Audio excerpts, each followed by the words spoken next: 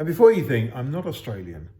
I just worked there for a few years, and everybody calls everybody "G'day, mate." And they even start their emails, official emails, with "G'day, mate."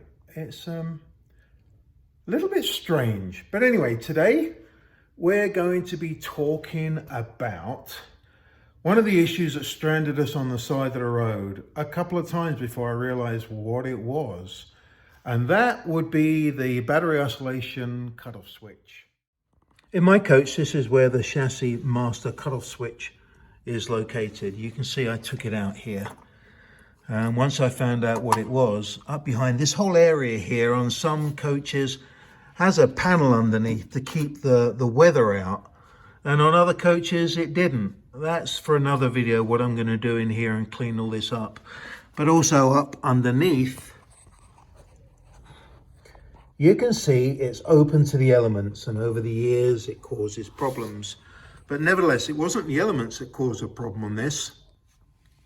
What I done to get me out of the problem and get the coach going again, I took the switch out, the terminals that were on here, I just put them all together, put a bolt through them, clamped them up tight, insulated them with insulation tape, and off we went. Came home, ordered a new switch, and I'm going to start putting the new switch in. So, but basically, this caused me, I was on the side of the road for about 5-6 hours trying to figure out how to get this running again, because it will start and then it will die, and then it will start and then it will die. Anyway, another shout out to a buddy of mine, Brian Modo, who has another IV channel for coaches, very knowledgeable.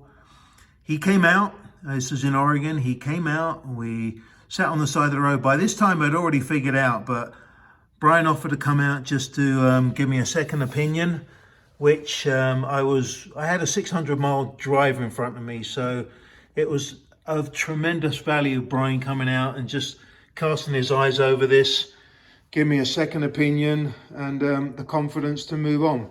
Anyway, shout out to Brian. Thanks very much, Brian. So let's talk about today what caused this battery isolation switch to fail. One of the terminals you see runs down all the way, not a problem, clean. This other nut will not go further, it will not go past there. It doesn't matter how much pressure you put on here, it won't go past that position. And that's what the problem was here. When this nut was put on, I don't know if it's ever been replaced, and whether it was the original one out of Country Coach, I don't know. But nevertheless, it was the effective switch from the get-go, and it's just been sitting on there waiting to happen.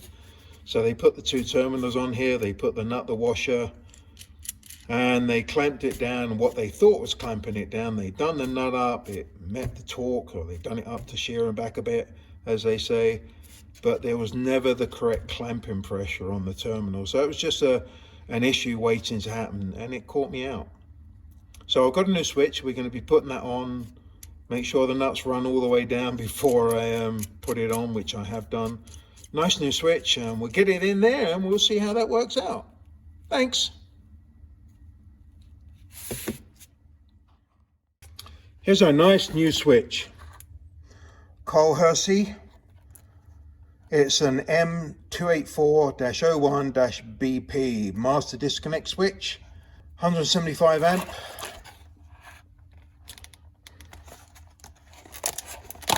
Your trusted friend. I think I got this off Amazon.